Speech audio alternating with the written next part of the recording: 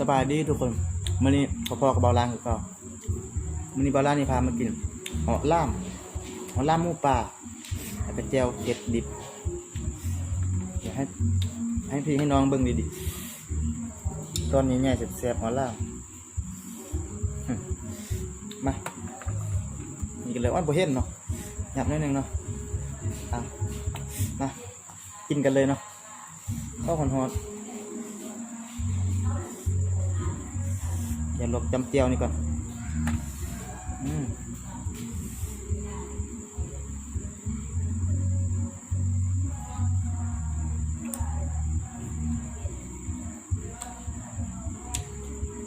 หมูปลาตัวนี้ไงที่มันนอนแต่บนมีนั่ง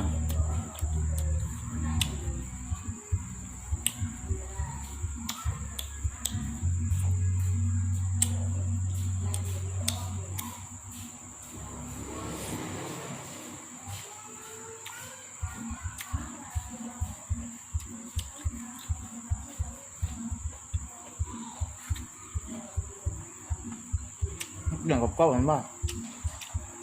มาสิบแซ่บกันเนาะทุกคน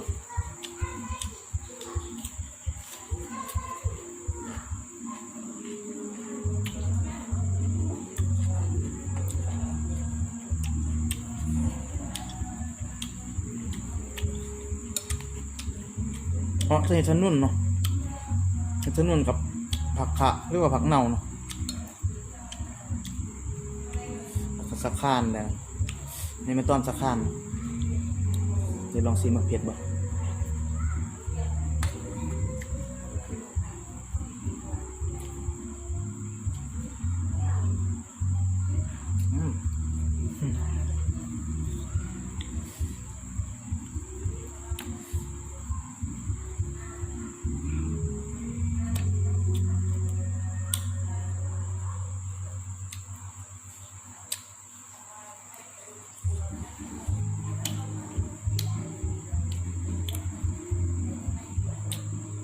สดงามนะ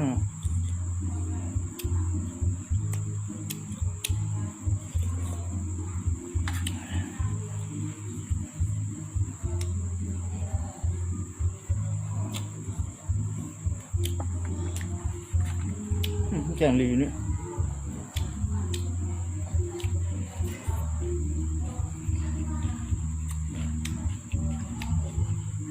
บ้านน้ำมักแตง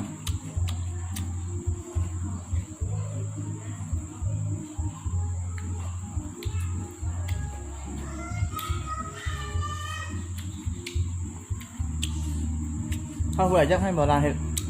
คลิปวิธีเห็ดอาหารเนาะลองคอมเมนต์เข้ามาเนาะแล้วโบราณจะพยายาม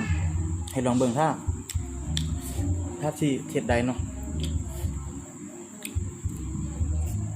เลือกเมนูมาเนาะ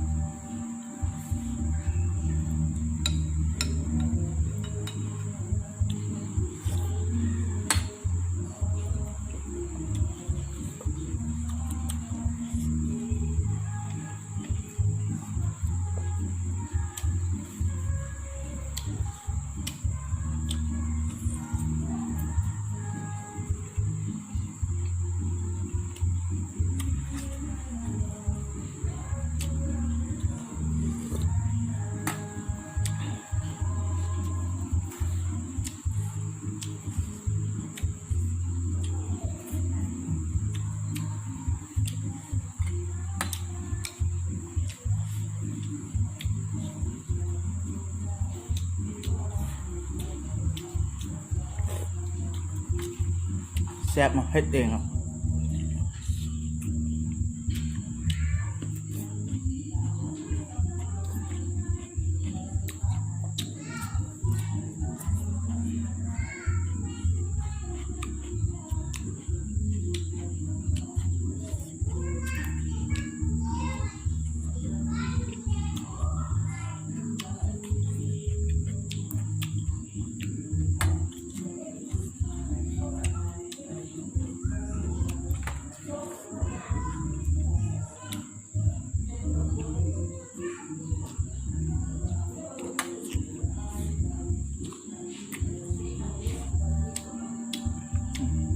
ตัวนี้เนี่ยคำนี้เนี่ย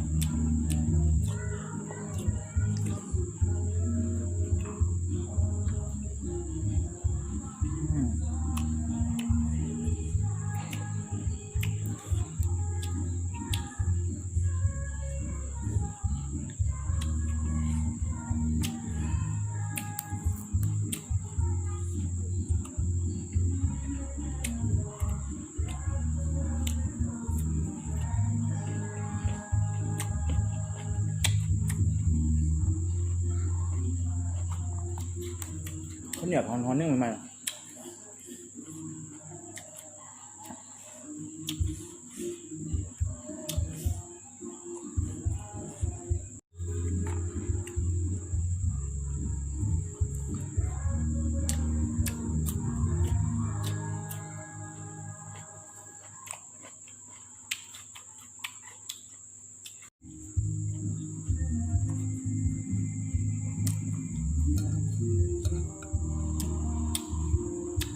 ตอนนี้ยังแซ่บ